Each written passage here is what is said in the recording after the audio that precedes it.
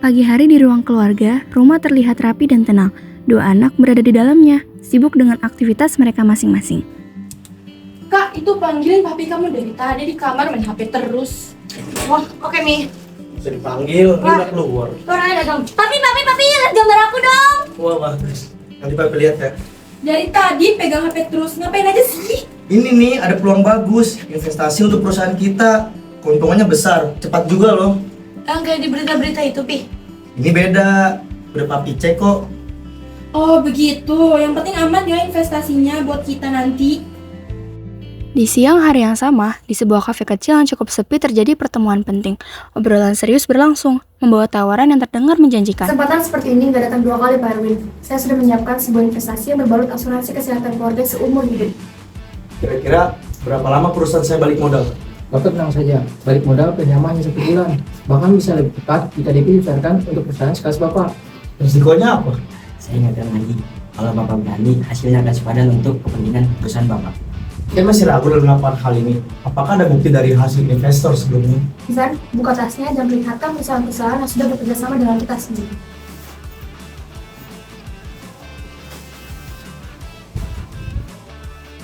Ini Pak, bisa dilihat sih. Di situ tercatat 2 bulan paling lama balik modal.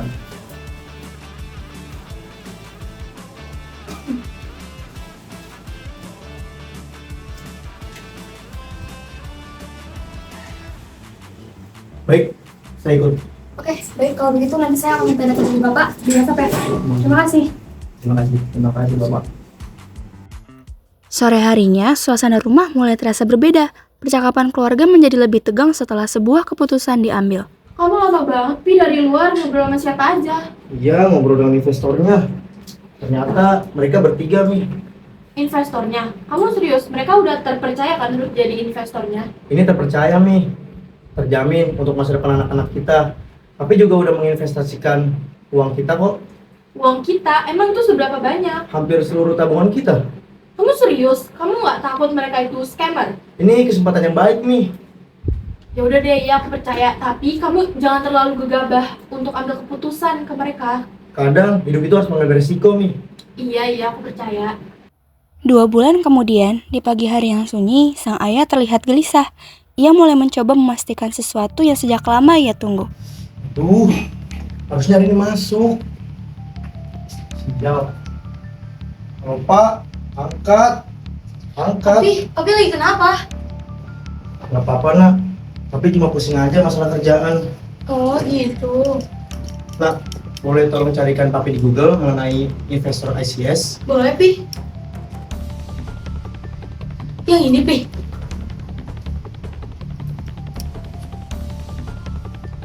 Nah iya, saya tadi penipu. Hah? Papi serius? Ini bukan yang Papi omongin sama Mami 2 bulan yang lalu? Iya, tapi bingung banget nih. Tolong jangan kasih tau siapa-siapa dulu ya nak. Oke, Pi. Aku balik ke kamar ya. Keesokan harinya di ruang makan, suasana berubah menjadi berat. Percakapan yang terjadi membuka kenyataan yang tidak mudah diterima. Ini ada hal yang ingin papi bicarakan serius. Kenapa, Pi? Perihal masalah investasi kemarin. Udah hampir 2 bulan dan tidak ada hasilnya sama sekali. Pada saat papi searching di Google, ternyata mereka itu semua penipu. Kontak papi semua diblokir dan mereka memakai nomor palsu. Terus gimana, Pi? Tapi cuma ingin terbaik aja buat keluarga kita untuk masa depan Ella dan Alika. Tapi kita jadi miskin. Ella, kamu ke kamar dulu ya. Soalnya Mami sama Papi mau ngobrol serius. Mi, itu udah nggak bisa lagi tinggal di sini. Maksudnya, kita kan udah lunasin rumah ini. Iya Mi, Papi ngerti. Tapi Papi sudah memberikan sebagian harta rumah ini ke dalam perjanjian investor. Aku gak ngerti, Mi. Iya, maksudnya sebagian rumah ini sudah menjadi milik para investor. Dan beberapa minggu lagi mereka akan datang ke sini bersama pihak berwajib mereka. Jadi kita harus cepat-cepat cari kontrakan. Nanti Papi bantu carikan ya. Mi. Yaudah, semoga kontrakan yang akan ditemukan lebih baik daripada rumah ini. Hari berikutnya di teras rumah pada siang hari, suasana terasa lebih sederhana. Keluarga mulai mencari tempat baru untuk melanjutkan hidup mereka. Mami lagi ngapain sih? Kok kayaknya serius banget main HP-nya? Iya nih, Mami lagi cari kontrakan buat kita. Cuman belum ada yang cocok. Coba deh kakak cariin di sosial media. Oke, coba aku carinya di Instagram ya, Mi. Iya. Mami, ini aku ketemu kontrakan di Jalan Sukida nomor 67. Kayaknya tuh rumahnya bagus, Mi, cuma emang agak kotor. Tapi kayak kita bisa deh ngebersihin kayak gitu. Apa namanya? Ini rumahnya murah juga, Mi, harganya terjangkau. Coba Mami lihat. Coba deh. Iya sih, boleh juga nih soal rumahnya bersih gitu. Tapi ya, walaupun agak kotor sih di ujung kanannya masih lumayan. Coba nanti Mami obrolin dulu ya sama Papi. Oke, Mi. Papi sini deh duduk dulu coba. Kenapa Mi? Nih, jadi kan Mami sama kakak udah nyari kontrakan buat kita tempatin nih, tuh lihat deh. Nih, mau di situ gak, harganya tuh udah gak mahal dan masih ada uang sisa tabungan kita masih bisa kita pakai untuk hal yang lebih baik lagi. Ya udah, besok kita survei aja ke tempatnya bareng anak-anak. Sekalian tuh ajak pacarnya Alika, biar Papi ada temen cowok. Oke, siap. Sementara itu, dalam kilas balik di sebuah rumah lama, suasana gelap dan sunyi terasa menekan. Tak ada yang tahu bahwa pernah ada kisah yang tertinggal di dalamnya.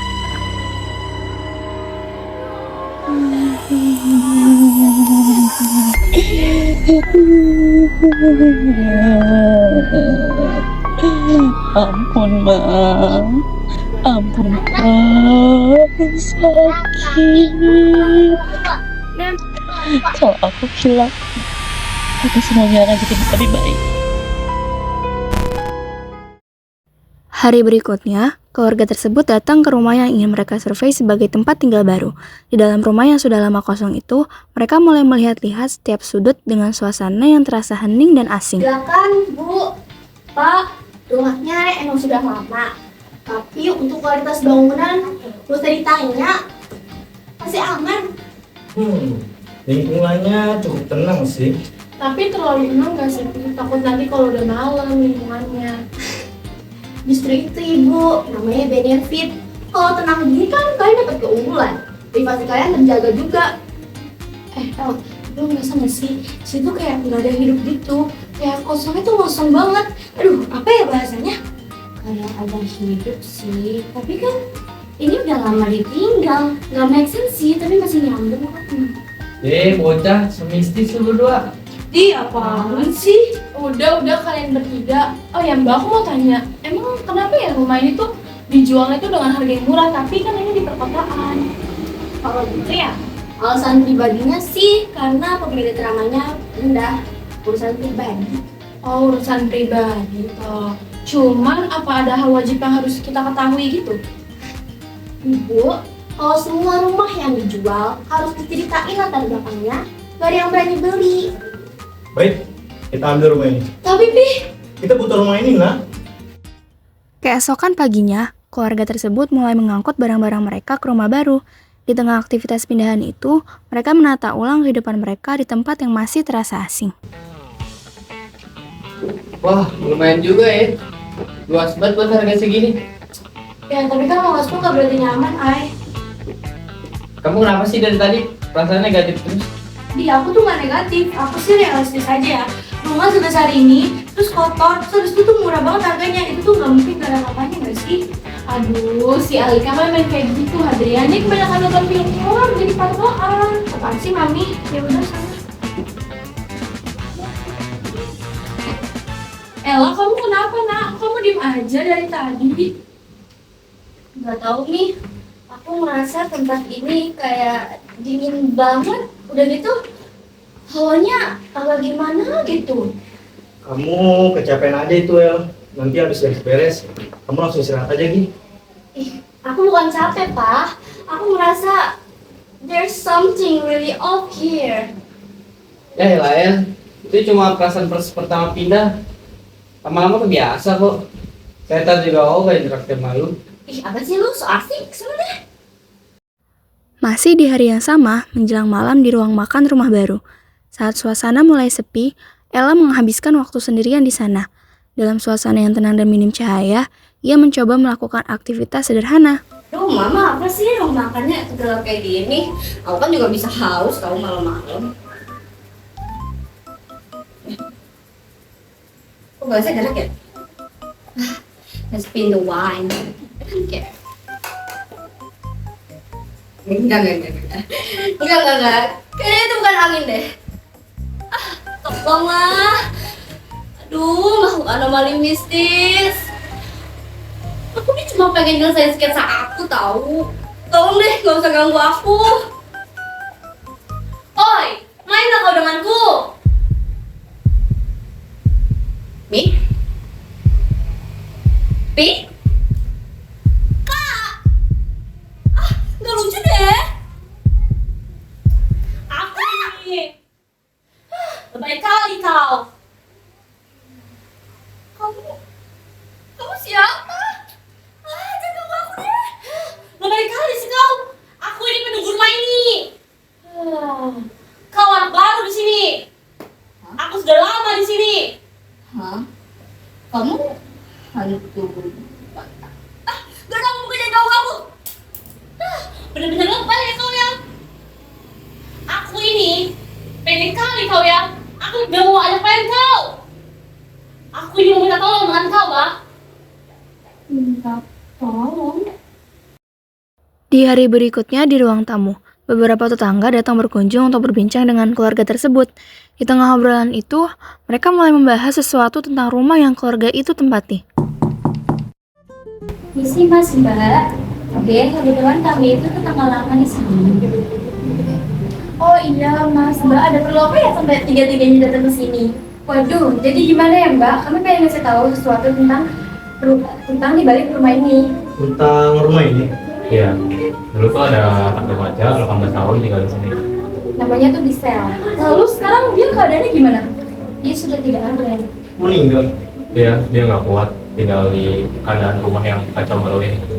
Malam harinya di ruang makan yang mulai lengang, saat sebagian penghuni rumah sudah beristirahat, Ella memilih tetap terjaga dan menghabiskan waktu sendirian. Dalam suasana sunyi itu, ia mencoba memahami sesuatu yang masih mengganjal pikirannya. Akhirnya rumah jadi sepi. Aku bisa gambar sambil dengerin lagu deh. Udah dibangun siang doa mau aleluya. Kayaknya aku nggak salah denger deh. Oi Wak, dulu ya Wak, waktu masih hidup sering kali aku dengar lagu itu loh Wak. Aku kaget ada kamu di sini. Kaget juga aku loh Wak. Dulu ya Wak, banyak kali dia takut sama kau, takut sama aku. Tapi kau beda loh Wak. Ngomong-ngomong ya Wak, soal semalam, jadi kau membantuku.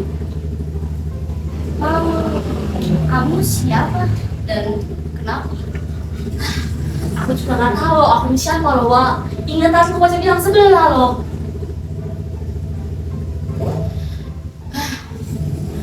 Selepas anakku pergi ya Wak ya, kehidupan antara aku dan mamaku banyak kali hilang loh Wak. Capek kali loh aku Wak. Udah aku usahakan untuk jadi yang terbaik, tapi tetap salah aja aku dengan mereka loh. Kamu korban kekerasan. Aku pun bingung. Setiap kali ku tanya apa salah aku dengan mereka, diam saja kali mereka Wak. Tak pernah satu kata pun diucapkan oleh mereka. Capek kali aku ini Wak, hidup sebagai itu terus. Kalau aku melawan, bakal dicap aku anak durhaka, Wak. Tapi kalau kamu masih di sini, itu artinya kamu masih penasaran sama jawabannya. Bingung juga aku harus bagaimana. Takut kali aku ini. Ya, mungkin kamu bisa sambil cari jawabannya. Kalaupun aku tahu jawabannya, apa bakal pergi aku dari sini, Wak? Mungkin bisa aja. Tapi gimana caranya, Wak? Ya, maksud kamu gak mau cari tahu? Maksud kamu mau terus gentayangan di sini dengan rasa takut kamu itu? Aku gak mau deh. Bantu aku ya kamu untuk memecahkan masalah hidup ini. Aku mau kok bantu kamu. Bener Kak, kamu bantu aku Kak. Baik kali kau, ada apa dengan kau ini? Karena aku pernah ngerasain gimana sih rasanya gak dimengerti.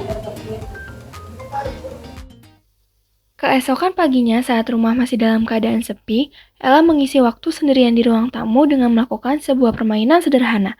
Suasana pagi yang tenang berubah menjadi penuh rasa penasaran. Aduh, bosan banget sendirian. Aku mau cobaan main cali-cali. Siapa tahu si Gisel itu bakal datang. Gisel, apakah kamu di sini? Jawabannya yes.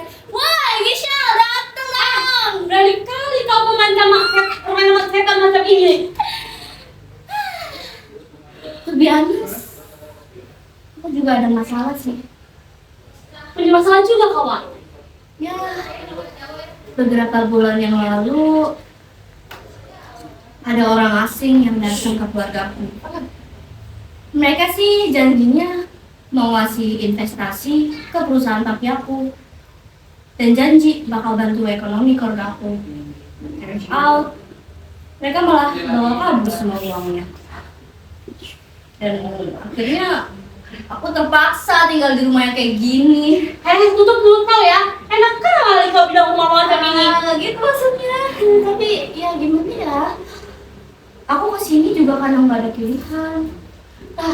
Ternyata kau juga pernah merasa kehilangan ya, Wak? Aku udah nggak tahu mau ngapain lagi. Rumahku yang di sana udah dijual. Sudah.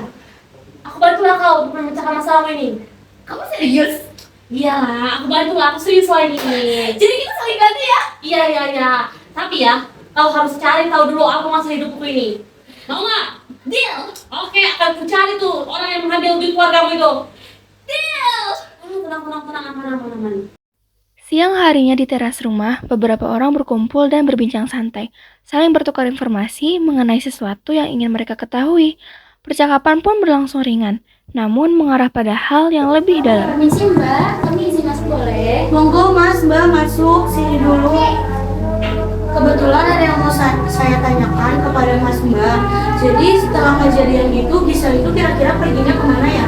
Sepengetahuan saya, setelah kejadian itu, kedua orang tua mereka itu pindah. Kayaknya keluar pulang. Kami dengar sih kalau cewek itu nggak pernah main. Oh gitu ya. Ya udah saya tinggal ke kamar mandi sebentar dulu ya. Oke, Mbak, silakan. Dek, itu tolong layani tamunya dulu. Mas Mbak, izin. Kalau boleh tahu nama lengkapnya orang tua Gisel siapa ya? Safira. Sore hari berikutnya di dalam rumah, seseorang yang tak dikenal tampak membawa kabar penting dan mencoba menyampaikannya kepada keluarga tersebut. Suasana perlahan berubah menjadi lebih tegang, seolah ada sesuatu yang sedang dinantikan. Gisel! Aduh, berisik kali kau ini, Wak. Wak, ngomong-ngomong ya, aku ini hebat banget loh, Wak. Aku temukan tuh si pencuri duit keluargamu itu. Si penipu? Iya, si penipu keluargamu itu loh. Nih ya, Wak, nanti malam bakal ada orang berpelarakan perempuan pakai kerudung lah yang bakal bawa cek duit keluargamu itu. Tapi, kamu yakin? Yakin lah, masa kamu gak percaya dengan hantu? Udah ya, Wak, nanti bakal ada orang yang datang tuh ke rumahmu. Mimpi! Aku tahu tentang kabar uang kita! Ella, ini bukan... Percaya aja sama aku, Pi, kali ini. Ini kali ini beneran. Dek, udah. Kamu kenapa sih? Permisi, maaf sebelumnya saya masuk secara tiba-tiba saat kalian sedang berbicara. Di sini saya ingin mengantarkan cek sebesar 500 juta rupiah yang dapat kalian cairkan sesegera mungkin. Atas nama Pak Erwin. Iya. Terima Kamu kasih. siap. Sebuah pertemuan terjadi ketika seseorang yang tadi kenal lainnya datang untuk menemui salah satu penghuni rumah. Dalam suasana yang tenang, percakapan pun mulai berlangsung dengan penuh arti dan memberikan jalan terang. Iya, masuk. Ada apa ya, Pak, Bu? Dengan Naela? Naela, anak saya. Ella, ini ada kamu nih, mau nyari kamu. Apakah kamu kenal dengan Giselle? Giselle? Saya kenal. Belakangan ini saya berkomunikasi dengannya. Dan saya mengambil inisiatif untuk membantunya mencari kalian di sosial media. Dan akhirnya kalian bertemu juga ya. Saya turut prihatin bisa memiliki orang tua seperti kalian. Ngomong-ngomong, dia masih ada di sini. Nggak mungkin. Mah, Giselle? Mah, aku pengen tahu apa salah aku, Mah. Kamu yang salah, Nak. Hari itu, kamu minta sesuatu. Bapakmu ngebut supaya bisa cepat pulang, Giselle. Tapi, misalkan itu terjadi, Mama nggak bisa, Giselle. Mama nggak kuat. Jadi selama ini, Mama sayang sama aku. Sayang, Giselle. Mama nggak pernah benci kamu, Giselle. Ella, sekarang aku udah tahu jawabannya. Giselle, sekarang kamu udah bisa pergi kok. Ella, makasih untuk selama ini. Makasih atas bantuannya, Ella. Aku juga mau berterima kasih buat kamu. Udah bantu keluarga aku. Udah bikin keluarga aku ekonominya lebih membaik. Ella, sekarang aku bisa pergi dengan tenang. Makasih untuk selama ini. Ma, Pa, maafin aku untuk selama ini ya, Pa. Ma, Ya, Giselle. Maafin mama kalian dulu. aku izin pamit. Terima kasih untuk selama ini.